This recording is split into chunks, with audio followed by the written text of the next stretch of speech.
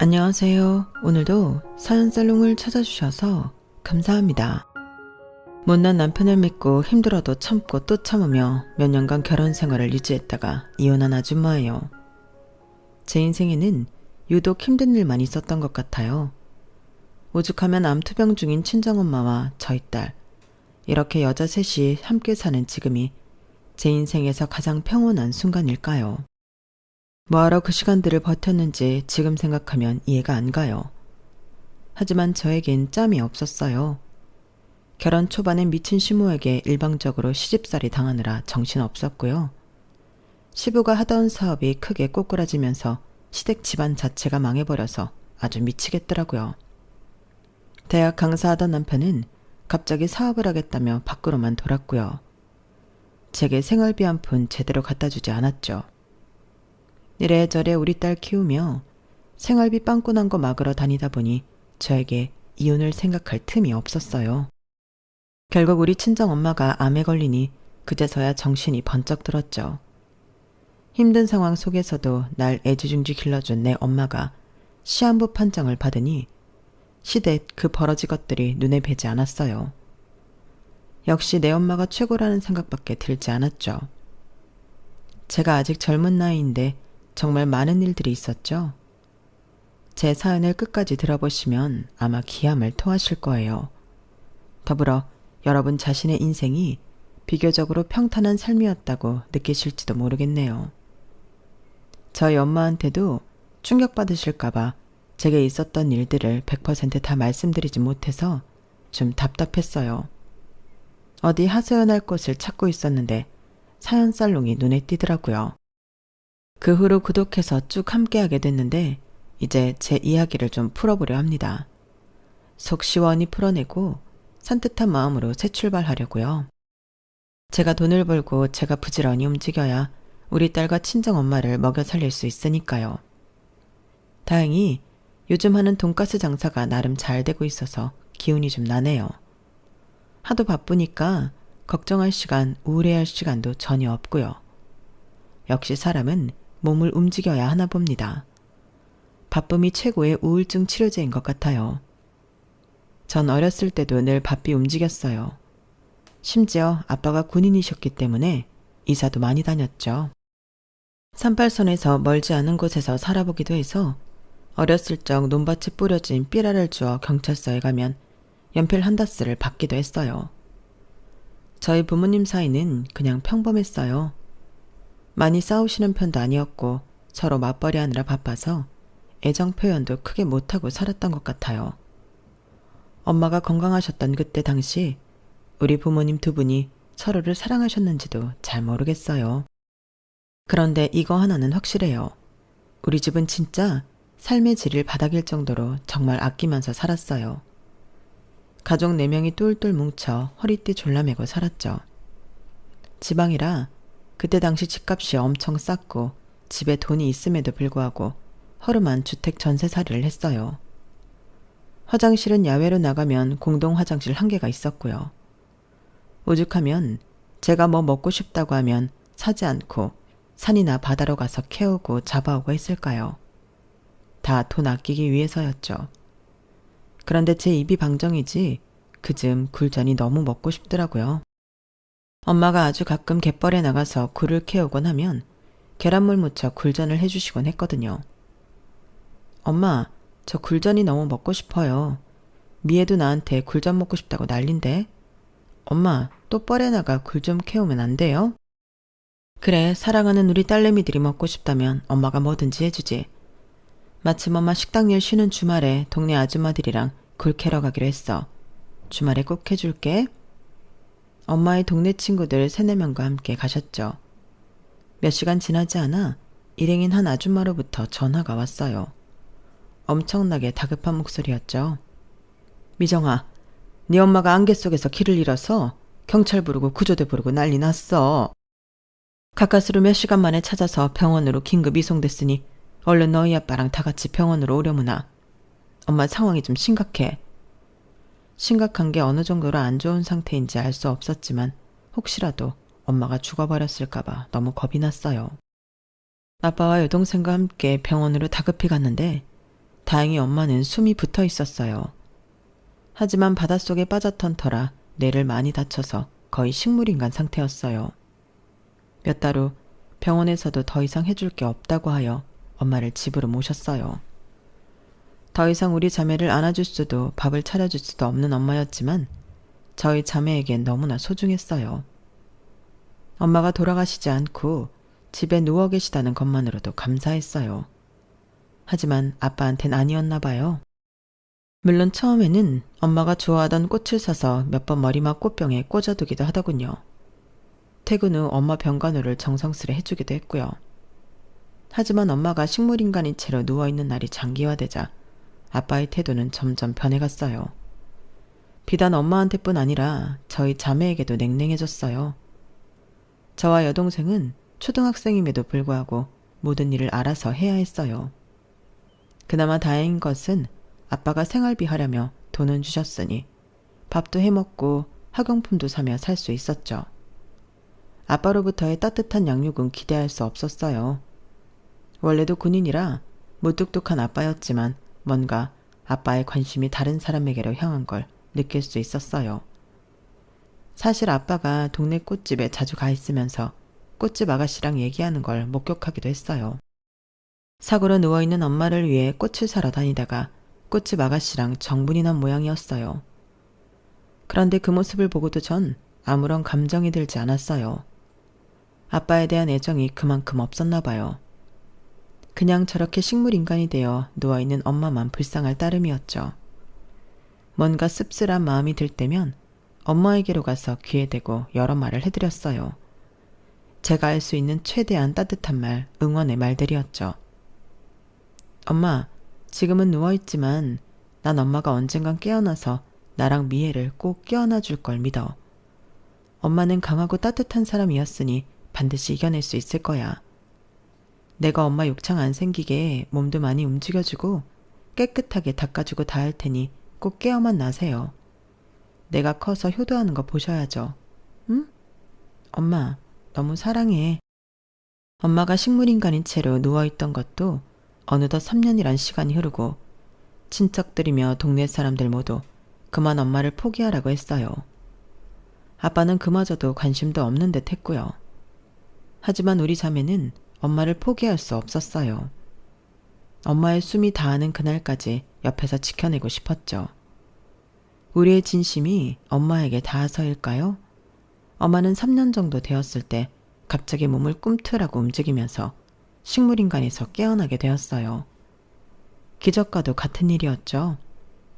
구급차를 타고 얼른 병원에 모시고 가서 좀 더 확연히 깨어날 수 있도록 했어요. 그렇게 몇 달이 지나고 엄마는 식물인간 상태에서 완전히 깨어날 수 있었어요. 정신적으로 말이죠. 물론 신체적인 움직임은 뒤늦게 아주 천천히 괜찮아졌어요. 정말 소름 끼치도록 신기했던 건 지난 3년의 기간 동안 엄마가 다 들을 수 있었다는 거예요. 심지어 제가 엄마에게 해준 이야기들을 많이 기억하고 있더라고요. 미정아, 미애야. 우리 딸들이 엄마에게 사랑의 말들을 많이 해줘서 엄마가 생명의 끈을 놓지 않고 깨어날 수 있었던 거야. 다 우리 딸들 덕분이다. 정말 고마워. 엄마가 식물인간에서 깨어난 것에 너무도 감사하고 축하하던 자리에서 아빠는 멀찌감치 뒤에 서서 떨떠름한 표정을 짓고 있더군요. 그 이유는 엄마의 입을 통해 다 알 수 있었어요. 미정아빠, 당신이 내 옆에서 짓거렸던 말들도 난 다 기억하고 있어. 내가 못 들을 줄 알고 아주 저주의 말들을 퍼붓더구만. 뭐? 꽃집 여자랑 새로운 가정을 꾸리고 싶다고? 나더러 빨리 떠나달라고? 너 어디로 떠나다는 거야? 나더러 얼른 죽어달라는 거야 뭐야? 당신이 사람이야? 애 둘 낳고 구두쇠 남편 잘못 만나 1,000원짜리도 벌벌 떨면서 쓰지도 못하고 허리띠 졸라매고 살아준 조강지처를 안쓰러워는 못할 망정. 뭐? 그렇게 우리 가정이 싫으면 당신이 떠나. 난 사랑하는 우리 딸내미들이랑 살 테니까. 당신 꼴도 보기 싫다고. 아빠는 최소한 사죄의 말은 하고 떠났어요. 미안해 여보. 당신이 내 말을 다 듣고 있는 줄은 꿈에도 몰랐어. 하지만 지난 3년간 내 인생은 당신 때문에 엉망이었고 나도 살아갈 원동력이 필요했어. 이제 당신이 깨어났으니 난 내 행복을 찾아 떠날게. 당신이랑 아이들이랑 최소한의 생활비는 챙겨줄 테니 살아갈 순 있을 거야. 미정아 미애야, 정말 미안하다. 몸 성치 않은 네 엄마 잘 부탁한다. 정말 미안해. 이 아빠를 평생 원망하면서 살아도 좋아. 아빠에 대한 정이 그렇게 많지도 않았는데 막상 떠난다고 하니 눈물이 주르륵 흘렀어요. 갑자기 아빠를 붙잡고 싶은 마음이 커졌어요. 아빠, 우리 새 모녀를 버리고 이렇게 가버리는 게 어딨어요. 가지 마세요. 네? 이제 아빠 말 잘 듣고 아빠를 많이 좋아하도록 노력할게요. 제발요. 아빠도 눈물을 흘렸지만 단호하게 말했어요. 미안하다. 아빠에게 말 못할 사정이 있어. 그래도 생활비는 섭섭찮게 줄 테니 너무 걱정 마렴. 이게 아빠의 마지막 멘트였어요.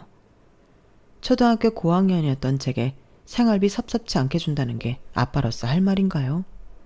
지금 생각해도 참으로 어이없는 말이네요. 어쨌든 엄마는 그 길로 아빠와 순순히 이혼을 해줬어요. 마음이며 몸이며 다 떠난 사람이니까요. 아빠는 우리 새 모녀에게 양육비조로 일정 금액을 매달 주긴 했지만 아빠 군인 월급이 뻔하니 큰 금액은 아니었어요. 저와 제 여동생은 중학교, 고등학교를 다니며 학업과 알바를 병행해야 했어요. 몸이 성치 않은 엄마까지 돈 벌겠다며 백반집에서 알바를 하는 형편이었으니 우리 두 딸내미들이 가만히 있을 수만은 없었죠. 저는 갈비집에서, 여동생은 떡볶이집에서 학교 후 알바를 했어요. 그날도 갈비집에서 허리를 구부려가며 반찬을 나르고 있는데 익숙한 목소리와 웃음소리가 요란하게 들리더군요. 워낙 크고 고급스러운 갈비집이어서 저 멀리 크게 웃고 있는 한 가족을 봤어요. 바로 우리 아빠와 그 꽃집 여자, 그리고 3-4살 박이 아들이더군요. 뭐가 그리 행복한지 한바구음을 지으며 까르르 웃고 있었죠.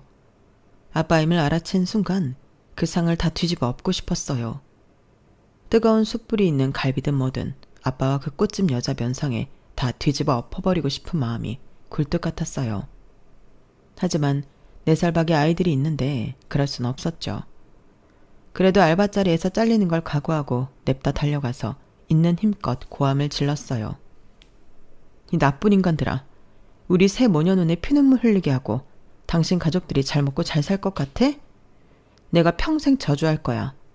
이 세상에 온갖 불행이 그 집 식구들한테 깃들기를 바랄 거라고. 그 사람들은 불안한 눈빛으로 절 봤고 전 앞치마를 벗어 던지고는 가게를 뛰쳐나왔어요. 알바 자리에서 당연히 잘릴 줄 알았는데 그렇게 그 손님들한테 막대하게 된 연유를 사장한테 말하니 다 이해해 주더군요. 어쨌든 그날 이후로 제 삶에서 아빠란 존재는 아주 깔끔하게 지워버렸어요. 한 줄기 썩은 동아줄 같던 아빠에 대한 그리움을 지워버리니 살 것 같았어요. 전 가까스로 고등학교를 졸업하고 20대가 되어 본격적으로 돈을 벌기 시작했어요. 학교를 다니던 시간에 알바를 뛰지 못하는 게 불만이었는데 이젠 잠자는 시간 빼놓고 하루 종일 알바를 할 수 있다는 사실이 너무 좋았어요. 얼른 돈을 많이 벌어서 몸 성치 않은 우리 엄마 호강시켜드리고 싶었거든요.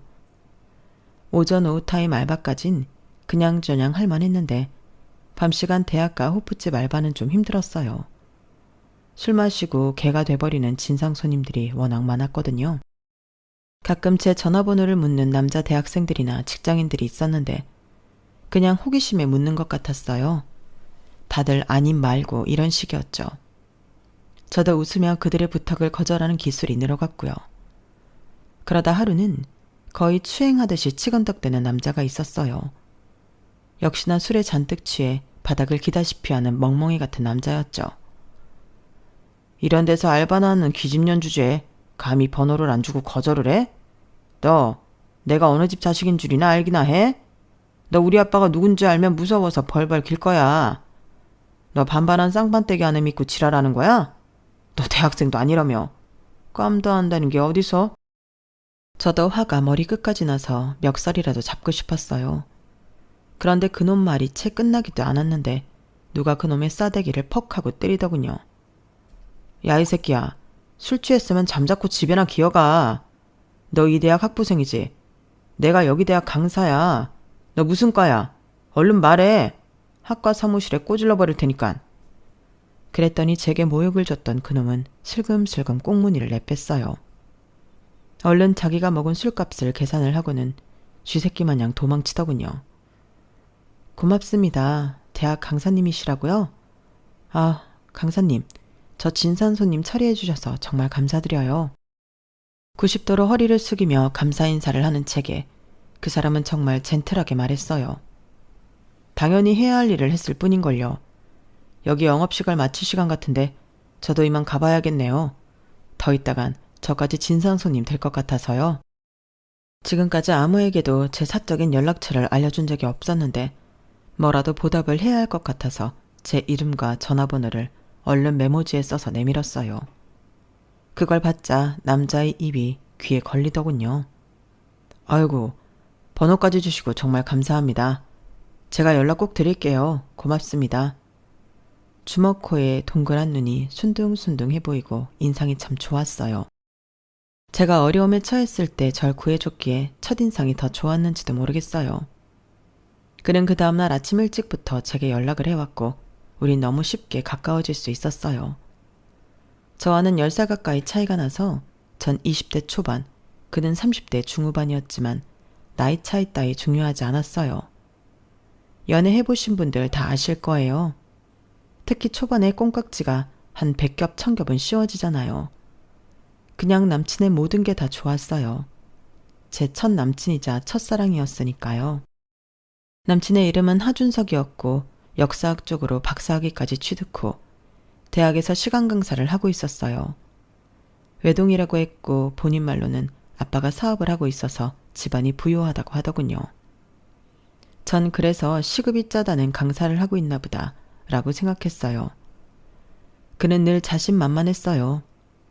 우리 아빠가 사업으로 자수성가해서 100억대 부자인데 내가 교수들 똥구멍 핥아가면서까지 싸바싸바해서 꼭 정교수 될 필요도 없어. 대학 교수들 보니까 월급도 그리 크지 않던데 뭘. 그래서 적당히 여유 시간 많은 강사 일이 많은 것 같아. 난 우리 아빠가 교수들보다 훨씬 많이 번다고. 지금 생각해보면 남친의 허세가 하늘을 찔렀지만 그땐 그 사람의 집안이 좋다는 것도 크나큰 장점으로 느껴졌어요. 나중에 결혼 생활하면서 깨달았죠. 시댁 돈은 실제로 받기 전까진 절대 남편 돈도 내 돈도 아니라는 것을 말이죠. 어쨌든 나이가 많았던 남편은 제 반반한 얼굴과 170의 큰 키 등 외적인 조건을 마음에 들어하며 어서 빨리 결혼하기를 바랬어요.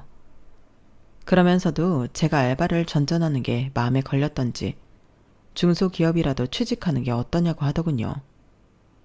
저도 사무실 책상에 앉아서 편하게 일하고 싶은 마음도 있었기에 몇 가지 자격증을 따서 소기업 취업에 성공했어요. 물론 고졸이었기에 엄청나게 낮은 연봉에 만족해야 했어요. 사무실에 온갖 허드렛 일 다 하는 총무직이었는데 사장님 개인 화장실 청소까지 다 했어요. 그래도 감사하는 마음으로 제게 주어진 총무직뿐만이 아니라 회사 전반적인 업무에 관심을 가졌어요. 남이 하기 싫어하는 일까지 도맡아 하려고 노력했고요. 그렇게 몇 달을 일했더니 맨 처음엔 고졸이라고 은근히 무시하던 직원들이 다들 절 인정해줬어요. 사장님께서도 직원 잘 뽑았다고 항상 칭찬해줬어요. 6개월 정도 지나 회사에 완벽 적응하자 남친은 바로 결혼을 밀어붙였어요. 본인 부모님께도 제 존재에 대해 말씀드렸다고 하더군요. 미정아, 이제 진짜 우리 결혼할 일만 남았다. 내가 나이가 있으니 우리 엄마 아빠도 결혼 반대 안 하시고 우리 미정이를 정말 아껴주실 거야. 성품과 인성이 아주 좋으신 분들이거든. 사회적으로 성공해서 지위가 있으신 분들이니 매너가 세련될 수밖에 없지 뭐. 남친으로부터 그렇게 말을 들으니 조금은 안심이 됐어요. 그런데 바로 이튿날 제가 다니던 사무실에 난리가 났더군요. 웬 아침부터 아줌마가 제 이름을 외치며 온갖 쌍욕을 늘어놓고 있었어요. 이 미친년 어딨어? 김미정인지 구미호인지 어딨냐고? 아유, 내 끔찍하던 아들을 꼬셔서 우리 집 재산 다 빼내려고 작정을 했구나.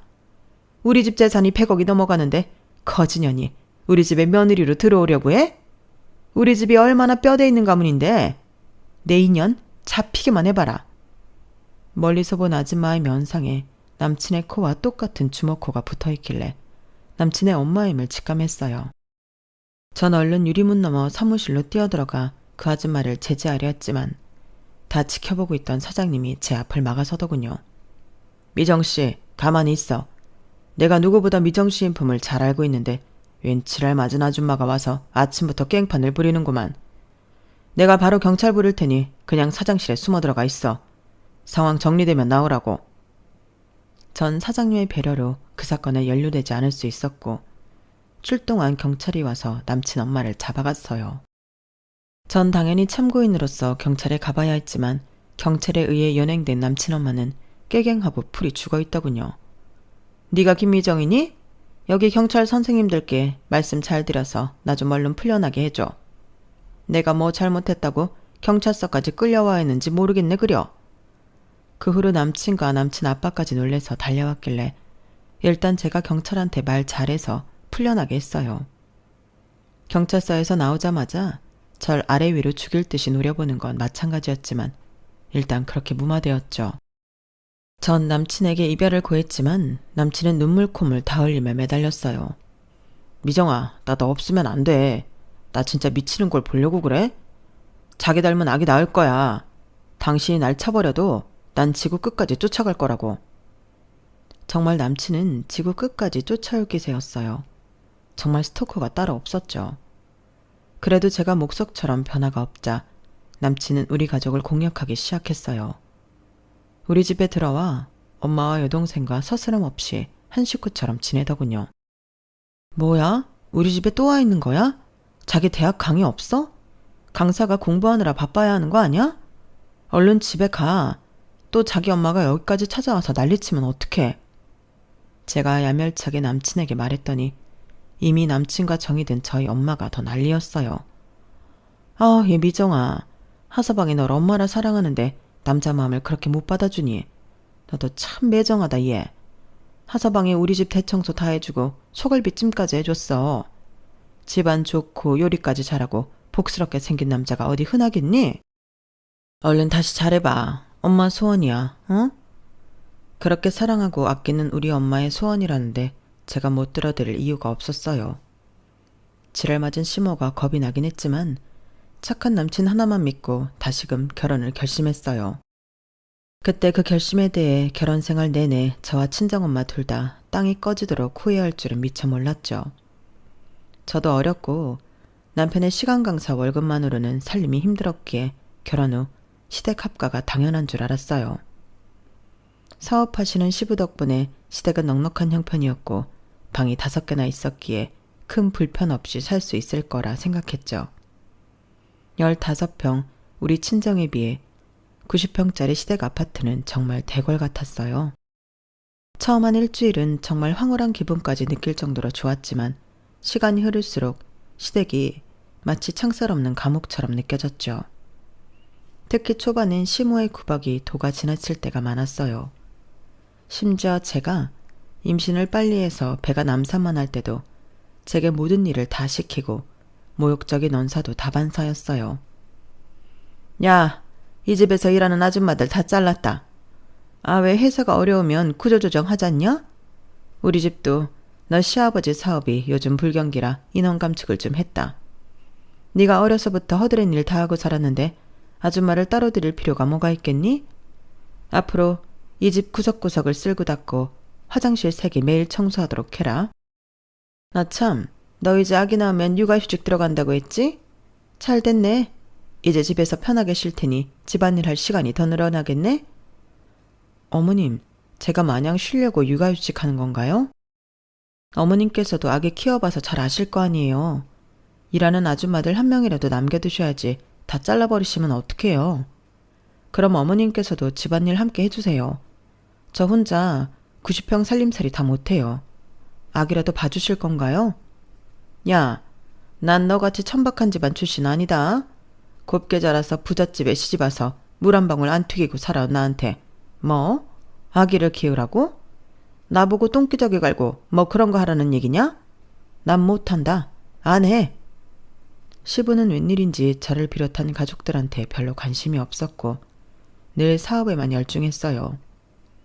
하필이면 제가 결혼할 즈음 사업이 내리막길을 걷기 시작했거든요. 그렇다고 남편이 잘 도와주느냐 하면 그것도 아니었어요. 저희 딸 소리가 태어나면서부터 왠지 매일 바쁘다며 바깥으로만 돌았고 집에도 잘 들어오지 않았죠. 저 혼자 애 키우며 시댁 살림살이까지 해야 했어요. 잠도 하루에 한두 시간씩 자가면서 모든 일을 홀로 도맡아야 했어요. 아주 미치고 환장하겠더라고요. 속으로 이놈의 집구석 평수나 좁으면 좋겠구만 이렇게 생각했었죠. 그런데 진짜로 시부 사업이 폭삭 망해버려 90평 집은 온데간데 없어지고 우리 5 식구는 투룸짜리 집으로 옮겨가야 했어요. 그 와중에 시부가 스트레스를 많이 받았는지 쓰러져서 돌아가시고 말았죠. 평소에 그리 정도 없는 시부였기에 엄청나게 슬프진 않았지만 이사하는 도중에 장례식까지 치러야 하는 정신없는 상황이 펼쳐졌어요. 그때가 한창 장례식장이 붐빌 때였는지 정말 어렵게 장례식장을 잡아 한창 손님을 받고 있는데 갑자기 누군가가 깽판을 부리더군요. 야, 이 구미호 같은 여편네야. 다방 레지 주제에 우리 아버지 꼬셔서 애까지 덥석 가지고 기어코 우리 가정 박살내더니 아버지까지 기빨려 죽게 만드냐? 니년 때문에 우리 엄마는 시름시름 앓다가 돌아가셨어. 심지어 우리 아버지 사업까지 다 망하게 만들어? 남의 눈에 피눈물 나게 해놓고 그동안 우리 아버지 돈으로 잘 먹고 잘 살았지? 아버지가 사업 망해도 꼬불 쳐놓은 현금 좀 있다고 했어. 니냐는 그 돈이 어디 있는지 다 알고 있지. 얼른 내놔. 우리한테 다 내놓으란 말이다. 손가락질하면서 그 사람들이 고래고래 고함을 치고 있었어요. 그 손가락이 향하는 곳은 바로 우리 시모였죠. 전 시모가 당연히 정실 부인인 줄 알았는데 나중에 알고 보니 다방 여자 출신의 첩이었는데 남편을 낳고 어떻게든 정실 부인의 자리를 뺏었더군요. 참네. 그 사실을 알고 나선 우습지도 않았어요. 그리고는 예전 저희 친정아빠가 떠올랐어요. 우리 새 모녀를 버리고 꽃집 여자에게로 떠난 비정한 아빠 말이에요.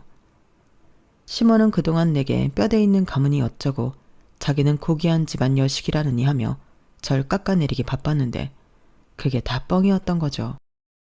안 그래도 미운 시모였는데 과거를 알게 되니 시모가 극도로 혐오스러웠어요.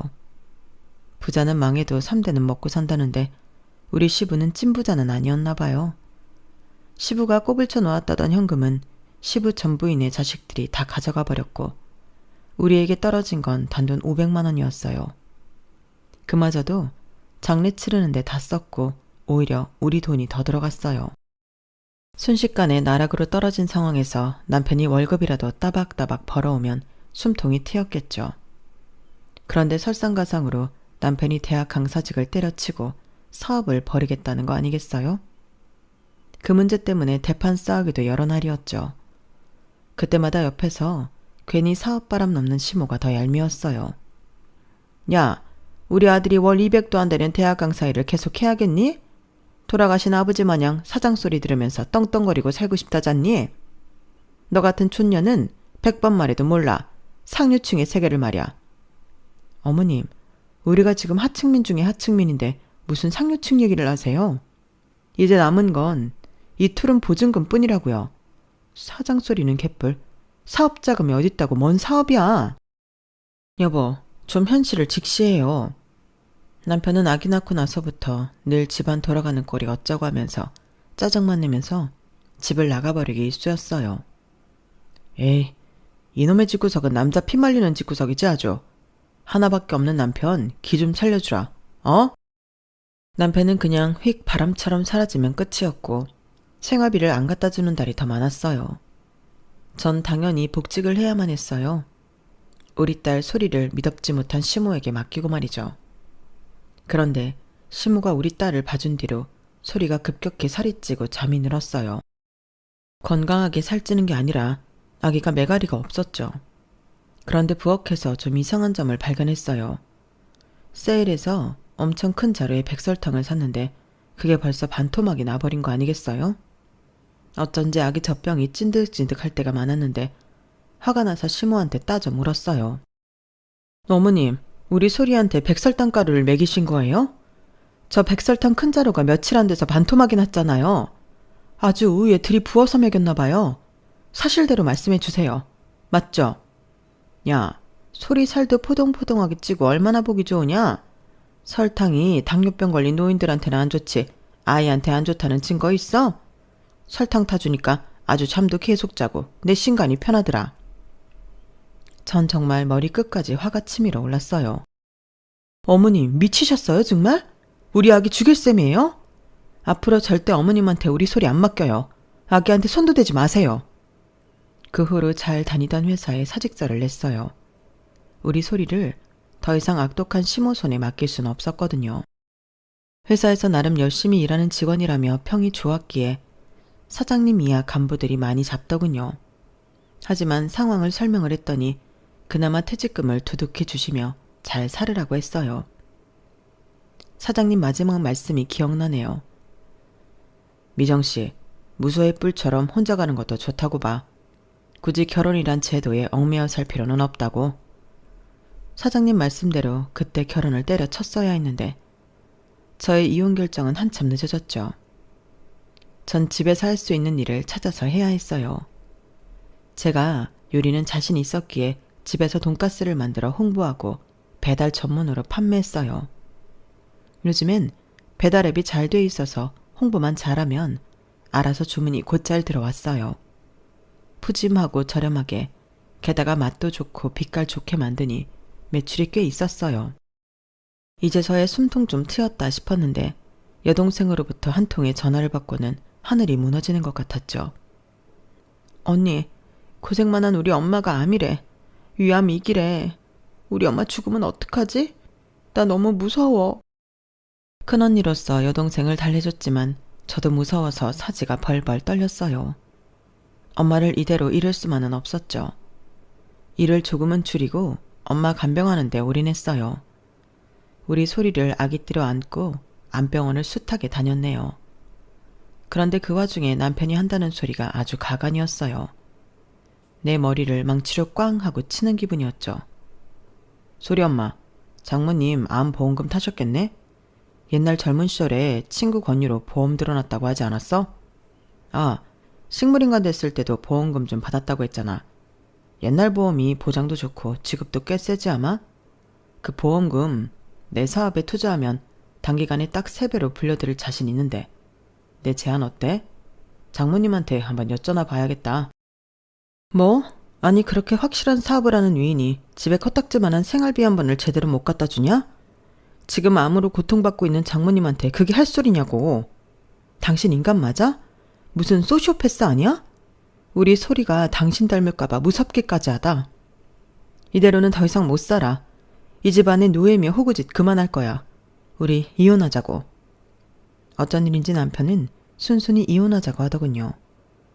제가 살고 있던 투룸이 반전세였는데 그 보증금을 위자료조로 주겠다고 했어요. 대신 양육비에 대해서는 말끝을 흐렸어요. 보나마나 사업이 잘 안 되고 있는 것 같기에 애초에 양육비를 기대하지도 않았고 제대로 주지도 않더군요. 전쟁터 같은 투룸에서 시모와 남편이 나가고 친정엄마가 들어오시니 평화가 찾아왔어요. 물론 시모가 순순히 곱게 나가주진 않더군요. 더러운 성격과 걸레 모른 입은 여전했죠. 야, 네가 이제 나랑 남남인데 왜 우리 남편 돈으로 해준 트름 보증금 2천만 원을 네 몫으로 줘야 하냐? 네 년이 끝까지 꽃 빼먹고 비슷한 짓을 하는구나. 망할 년, 독한 년. 어머님, 아니 할매요. 이제 내 시어머니도 아니니까 그냥 할매라고 할게요. 그럼 내가 이 집안에 시집와서 90평대 아파트서부터 집안이란 거 다 돈으로 환산해서 쳐줘요. 그럼 이 트름 내놓을 테니 그럴 돈이나 있어? 이제 할매보다 내가 돈 더 많으니 조용히 하셔. 그동안 같이 살면서 참 더러웠수다. 다시 만나지 맙시다. 시모는 분을 이기지 못하고 부들부들 떨면서 집을 나가더군요. 아주 통쾌했죠. 우리 친정엄마는 몸이 성치 않았지만 그래도 누가 뭐래도 엄마가 최고였어요. 친정엄마 옆에 소리와 제가 나란히 누워 자는데 셋 다 하도 제잘되면서 옛날 이야기하느라 밤이 깊어가는 줄도 모르고 깔깔댔죠. 행복하게 지내서인지 엄마의 암 경과도 꽤 좋아졌어요. 역시 웃으며 마음 편히 사는 게 최고인 것 같아요. 이혼한 지 1년쯤 지났을까? 집에서 하던 돈가스 사업이 날개도 친 듯 잘 되어 아예 매장을 내게 되었어요. 뒤에 조그마한 살림집이 붙어있는 특이한 가게였는데 엄마와 소리를 돌보면서 장사를 할 수 있겠다 싶어 이사를 결심했어요.